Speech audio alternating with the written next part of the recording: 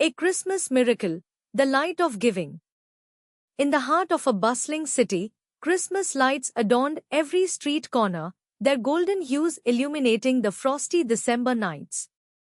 Shoppers with bags overflowing with gifts rushed past each other, their laughter mingling with the faint hum of carols in the air. Amid this festive chaos, nestled in a narrow alley, stood a rundown orphanage known as Starlight Heaven. The children of Starlight Heaven, though deprived of luxuries, were smiles as bright as the stars. They had no fancy toys or elaborate feasts to look forward to, but they had each other, and a shared dream of celebrating Christmas like the children they saw through the frosted windows of grand stores.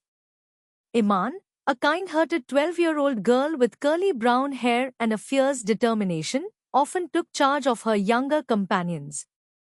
She told stories of the magical Santa Claus who brought gifts to all the good children.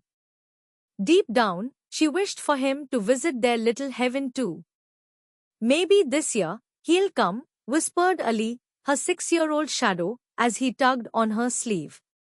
Iman smiled at him, ruffling his messy hair. "We can make our own magic, Ali. Let's decorate." The children gathered scraps of paper, broken crayons, and even old newspapers to craft ornaments. A small pine tree in the yard, bare and shivering in the cold, became their Christmas tree. They adorned it with strings of popcorn and tattered ribbons. But their cheer couldn't hide the empty pantry shelves.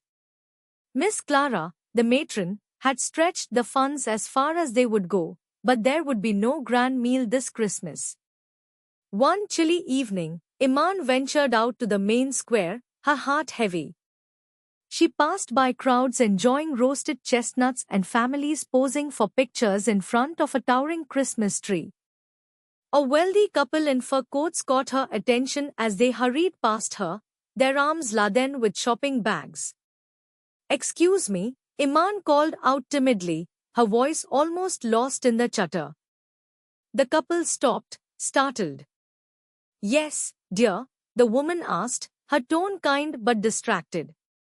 Iman hesitated before gathering her courage.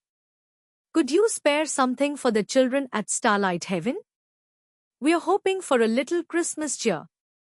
The man frowned, but the woman placed a hand on his arm. "We've been blessed so much this year," she murmured. Turning to Iman, she said, "Come with us, child." The couple followed Iman to the orphanage, their hearts softening with each step. The sight of the makeshift decorations and the children's bright faces moved them deeply. "This is beautiful," the woman said, tears glistening in her eyes. She turned to her husband. "Let's make this a Christmas they'll never forget." The next morning, a parade of cars arrived at Starlight Heaven. Volunteers stepped out, carrying crates of food, warm clothes, and wrapped presents. The children's eyes widened in disbelief as the strangers worked to transform their little home into a winter wonderland. That evening, the orphanage sparkled with fairy lights, and the aroma of roasted turkey and pies wafted through the air. The children danced around their tree, their laughter echoing through the night. As they unwrapped their gifts, Iman spotted the wealthy couple standing quietly by the doorway. She ran up to them, her eyes shining with gratitude. "Thank you," she whispered. The woman knelt down and hugged her. "No, Iman, thank you for reminding us of the true meaning of Christmas.